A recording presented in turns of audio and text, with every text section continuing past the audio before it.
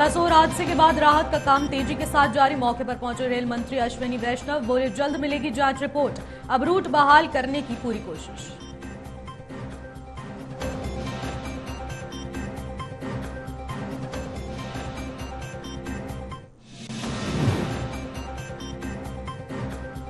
Train हादसे को लेकर सियासत तेज, कांग्रेस ने उठाए सवाल, पूछा कौन है जिम्मेदार, सुरक्षा के क्या कदम उठाए।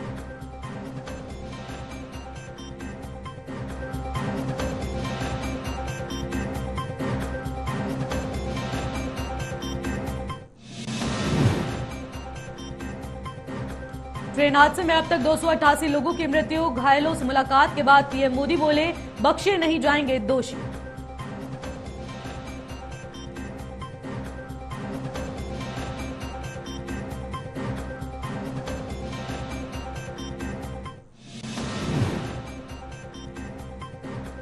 2024 महासंग्राम से पहले सियासी मोर्चाबंदी, दिल्ली में गृह मंत्री अमित शाह, जेपी नड्डा से चंद्रबाबू नायडू की मुलाकात, बीजेपी और टीडीपी में गठबंधन के संकेत।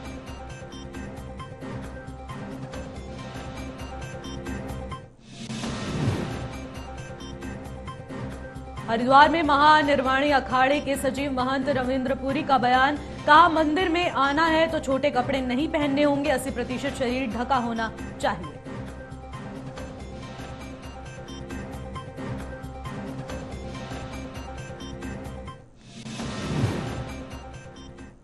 नमस्कार, मैं निशी भाटिया और आप देख रहे हैं न्यूज वॉच इंडिया। चलिए बुलेटिन की शुरुआत करेंगे, लेकिन उससे पहले एक बड़ी खबर की ओर रुख कर लेते हैं। जो बड़ी खबर सीधे उड़ीसा से सामने आ रही है। आपको बता दें, बालासोर ट्रेन हादसे के बाद एक और हादसा सामने आया है।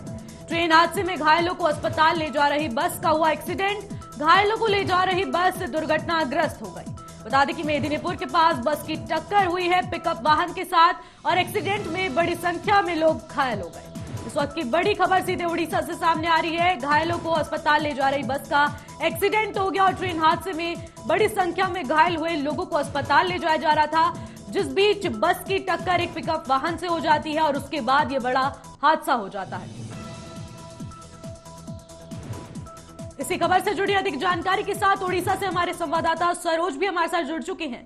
सरोज, जिस तरीके से एक और मामला सामने आ रहा है कि घायलों को बस में ले जाकर अस्पताल में भर्ती कराया जाना था और उस बीच बस का भी टक्कर हो जाती है, तो ये आखिरकार ये मामला हुआ कैसे? जी एक्चुअली निशि जी, ये तो बहुत दुखित खबर है कि जो बस कल जो पैसेंजर जो माने कि कैजुअलिटीज जो था उनको लेकर जो वेस्ट बंगाल से एक तो बस आया हुआ था, उसका नाम था नीलाकंठा बस था।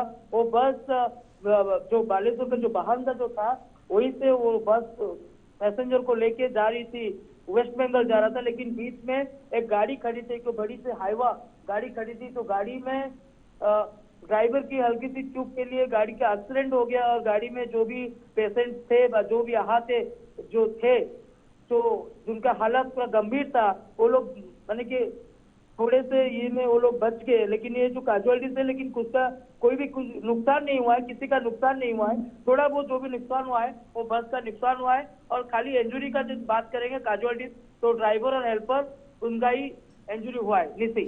और इसके अलावा जो ट्रेन हादसा हुआ था, इसको लेकर कोई नया अपडेट सामने आया है?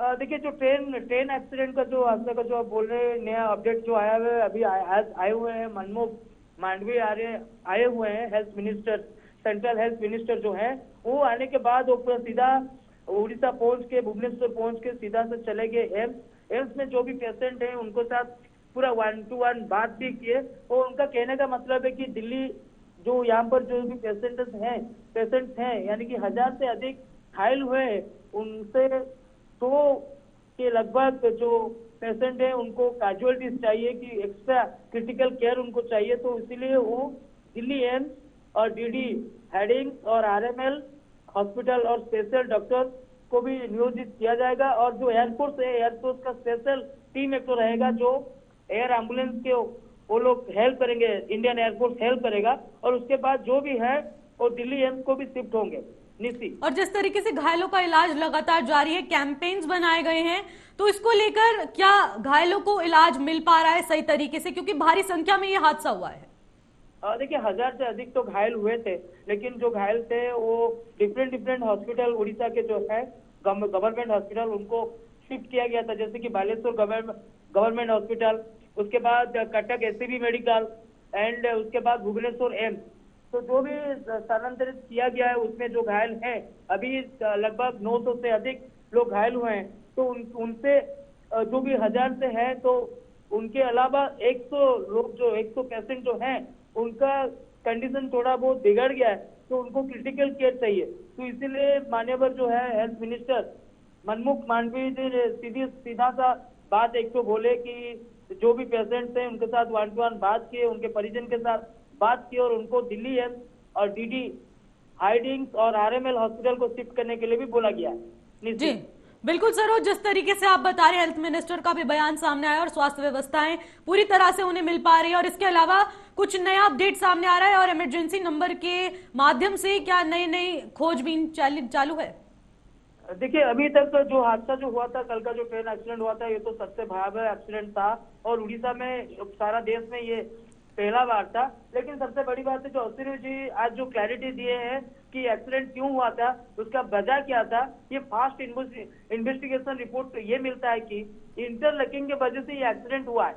और सेकेंड में जो भी हाई कमेटी का जो एक तो बैठक चल रहा है, जो ऊंचा कमेटी का जो अध्यक्ष जो बैठे हुए हैं अधिकारी रेलवे के, और तो उनका दिल्ली में मीटिंग चल रहा है, तो दिल्ली का मीटिंग खत्म होते ही हमको मिल जाएगा पूरा क्लियर मिल जाएगा पिक्चर ये एक्सीडेंट क्यों हुआ था, उसका पूरा इन्वेस्टिगेशन एक तो टीम बैठ के दिल्ली में चर्चा कर रही है इस विषय में, उसका इन्वेस्टिगेशन चालू है। लेकिन जो पटरी में जो बगी था 21 बगी को रेस्क्यू टीम ने साइड कर चुके हैं, लाइन ऑलरेडी क्लियर है, खाली इलेक्ट्रिसिटी का काम अभी भी जारी है। लेकिन जो सूचना अभी भी मिलता है कि और 2 से 3 घंटे के अंदर पूरा लाइन क्लियर हो जाएगा और कल से अगर हो सके तो ट्रेन भी गाड़ी जाना आना भी शुरू होगा। निशी बिल्कुल, बहुत बहुत शुक्रिया सरोज तमाम जानकारी के लिए। इस खबर पर अपनी नजर बनाए रखिएगा।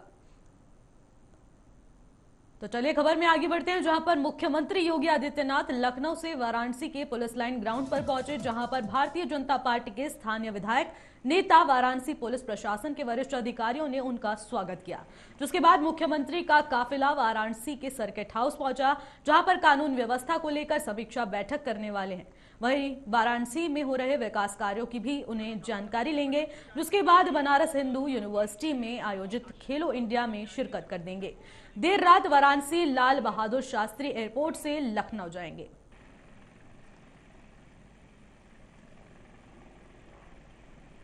इस खबर से जुड़ी अधिक जानकारी के साथ हमारे संवाददाता धर्मेंद्र भी हमारे साथ जुड़ चुके हैं। धर्मेंद्र, मैं आपसे जानना चाहूंगी, जिस तरीके से सीएम योगी आदित्यनाथ अब दौरे पर है, इसको लेकर क्या कुछ सुरक्षा व्यवस्था का इंतजाम किया गया है?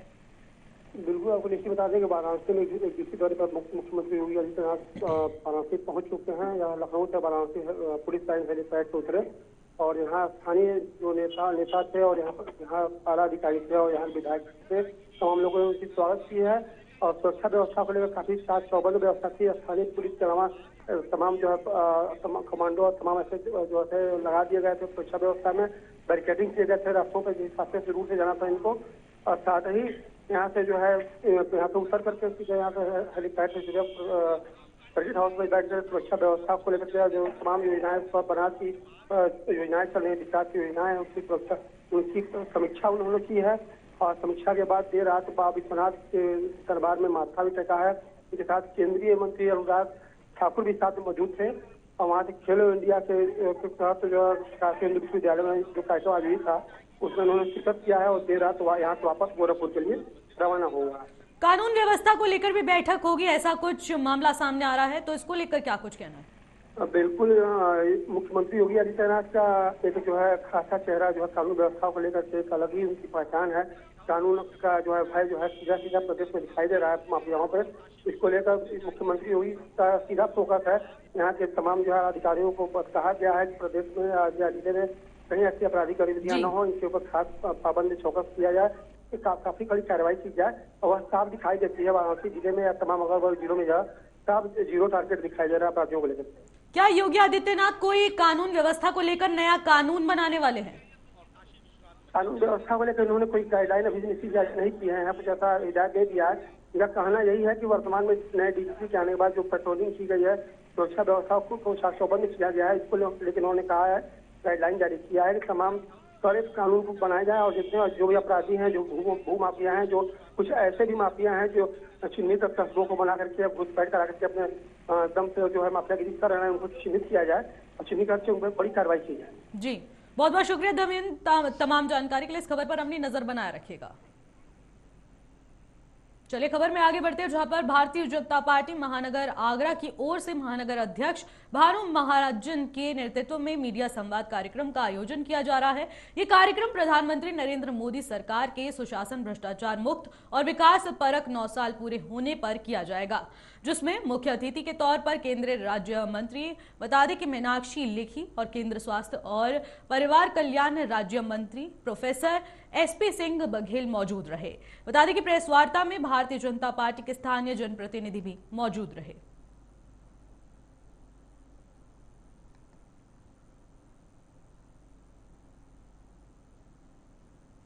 निषाद पार्टी के राष्ट्रीय अध्यक्ष और मत्स्य विभाग के मंत्री संजय निषाद 1 दिवसीय दौरे पर वाराणसी पहुंचे, जहां प्रधानमंत्री मत्स्य संपद बता दें कि योजना के अंतर्गत मंडलीय परीक्षण कार्यक्रम का आयोजन किया गया, जिसमें वाराणसी मंडल, मुजफ्फरपुर मंडल के पदाधिकारियों के साथ संजय निषाद ने बैठक की। महात्मा गांधी काशी विद्यापीठ के सभागार में मीडिया से बात करते हुए उन्होंने कहा कि भारतीय जनता पार्टी बड़ी पार्टी है और वो उनके साथ मिलकर लोकसभा चुनाव 2024 लड़ेंगे और 80 के 80 सीटों पर जीतने का काम करेंगे। वहीं उन्होंने राहुल गांधी पर निशाना साधते हुए कहा कि राहुल गांधी विपक्ष के नेता हैं, वो गलत बयानबाजी करने का काम करते हैं।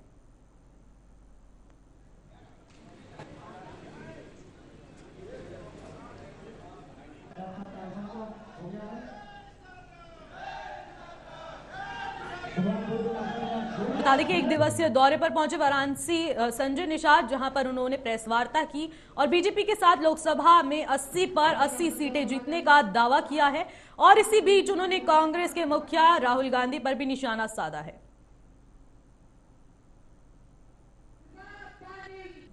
किसी भी बड़े लक्ष्य को प्राप्त करने के लिए एक अनुशासित कार्यकर्ता और सशक्त संगठन की आवश्यकता होती है। सशक्त संगठन बना, देश आज़ाद हो गया, अंग्रेज भाग गए, मुगल भाग गए।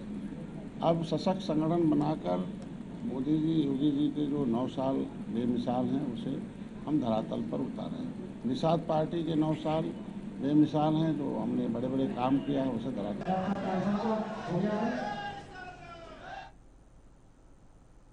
चले खबर में आगे बढ़ते हैं, जहां पर खबर यूपी के मऊ से है, जहां पहलवानों के समर्थन में सुबह सपा के प्रमुख ओम प्रकाश राजभर उतर चुके हैं और ओपी राजभर ने कहा कि सुप्रीम कोर्ट के आदेश पर मुकदमा दर्ज हो और उस व्यक्ति को गिरफ्तार किया जाए।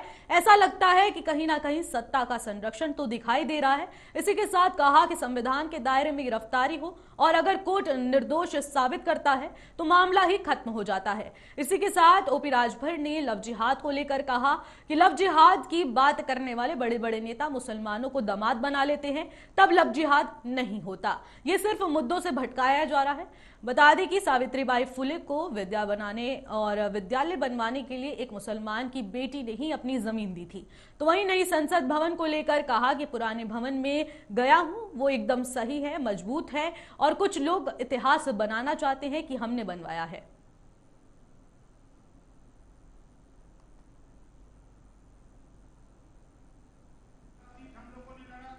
देखिए, अगर किसी गरीब कमजोर के खिलाफ अगर पॉक्सो लग जाए और दुर्भाग्य है कि सुप्रीम कोर्ट के आदेश पर FIR हो और उस व्यक्ति की गिरफ्तारी न हो, तो कहीं न कहीं सत्ता का संरक्षण तो दिख ही रहा है। नहीं, अगर FIR हुआ है तो जो सबके साथ होता है, जो संविधान कहता है, उस संविधान के दायरे में आप गिरफ्तारी करो, जांच करो, दो निर्दोष हैं तो अदालत उनको निर्दोष साबित कर दे, बात खत्म हो जाए। नहीं, देखिए, पार्टियां एक एक ले आती हैं, लेकिन हम नहीं समझते हैं जब जो लव जिहाद की चर्चा करने वाले लोग, जब उनके बड़े नेता मुसलमानों को अपना दामाद बनाते हैं, तब लव जिहाद नहीं होता है। उनको चर्चा जो करनी है, मूल बिंदु से ध्यान भटकाना, एक समान अनिवार्य फ्री शिक्षा, गरीबों का इलाज फ्री, घरेलू बिजली का बिल माफी, महिलाओं की आधी आबादी लोकसभा विधानसभा में आधी सीटें सुरक्षित करना, नौकरियों में आधी सीटें महिलाओं के लिए आरक्षित करना, शिक्षण संस्थाओं में आधी सीटें आरक्षित करना, गरीबों का इलाज फ्री करना, ये बात जातिवार जनगणना कराना, इन सब मुद्दों से ध्यान भटकाने के लिए समय समय पर अलग अलग मुद्दे लाए जाते हैं और उस मुद्दों के आधार पे जनता का ध्यान भटकाया जाता है। 14 लोकसभा सीटों पर नहीं चुनाव लड़ पाए। चलिए खबर में आगे बढ़ते हैं, जहां पर सहारनपुर मंडल आयुक्त के रूप में ऋषिकेश भास्कर योगेश ने मंडल आयुक्त कार्यालय पहुंचकर कार्यभार संभाला। उन्होंने कहा कि जनता की इच्छाओं के मुताबिक सभी जन कल्याणकारी योजनाओं का अमल जिमा पहनाना है और धरातल पर उतारना उनकी प्राथमिकता होगी। शासन के विकास और प्राथमिकता युक्त काम प्रगति पर चल रहा है और उनका मूल उद्देश्य है। उन्होंने बताया कि 2006 बैच के अधिकारी, आपको बता दें कि सहारनपुर के मंडलायुक्त लोकेश एम का ट्रांसफर हो गया है और ऋषिकेश भास्कर को नया मंडल आयुक्त बनाया गया है।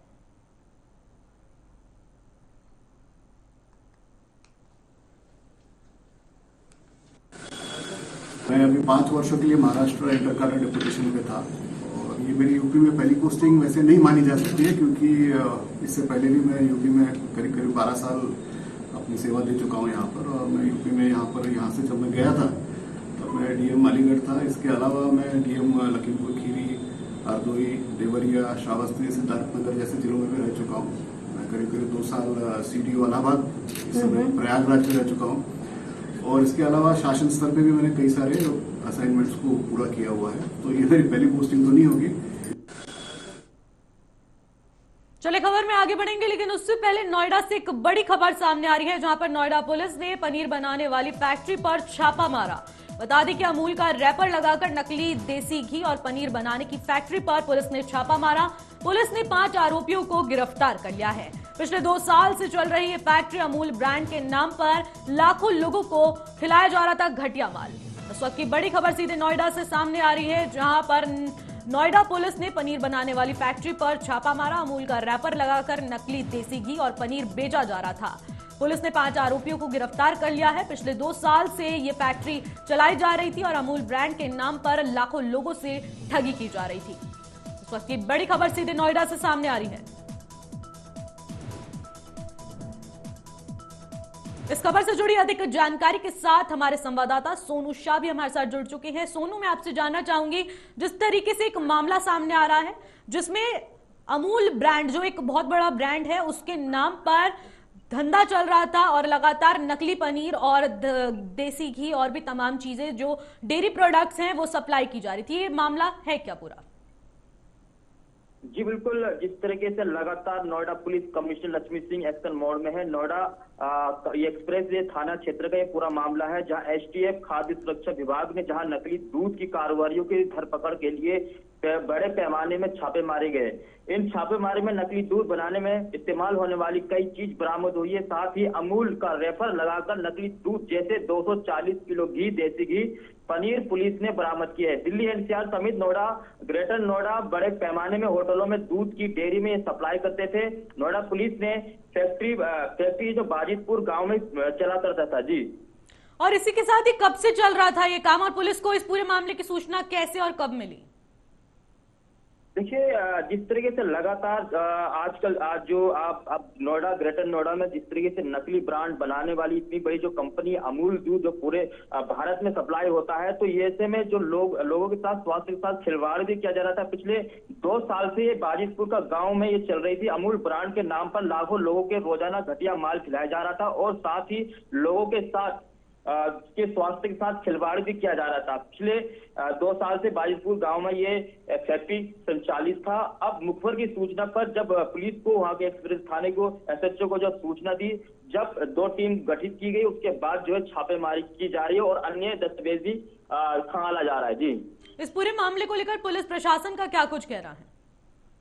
अब पुलिस प्रशासन ने 5 लोगों को गिरफ्तार किया है और उनसे पूछताछ की जा रही है, रिमांड में लिया गया है और आगे की जो जानकारी है वो जो भी निकलकर तथ्य आएंगे हम आपको अपडेट कराते रहेंगे। जी बिल्कुल, जिस तरीके से सोनू आप बता रहे हैं कि लगातार पुलिस भी इस पूरी कार्रवाई में पूरा जोर दे रही है और इसी के साथ 2 साल से ये फैक्ट्री चल रही थी। बहुत बहुत शुक्रिया सोनू, तमाम जानकारी के लिए। इस खबर पर अपनी नजर बनाए रखिएगा।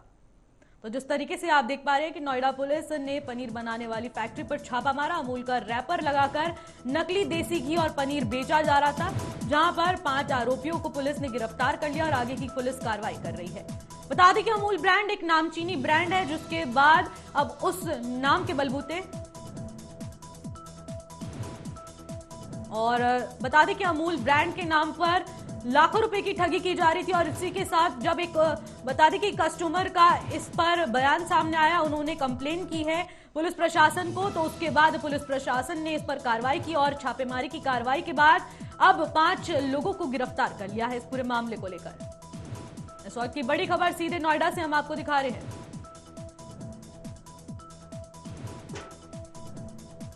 जहां पर अमूल ब्रांड के नाम पर लाखों रुपए की ठगी की जा रही थी और जिसके बाद पुलिस को इस पूरे मामले की सूचना मिलती है और जिसके बाद पुलिस ने इस मामले पर कार्रवाई करते हुए 5 लोगों को गिरफ्तार कर लिया है।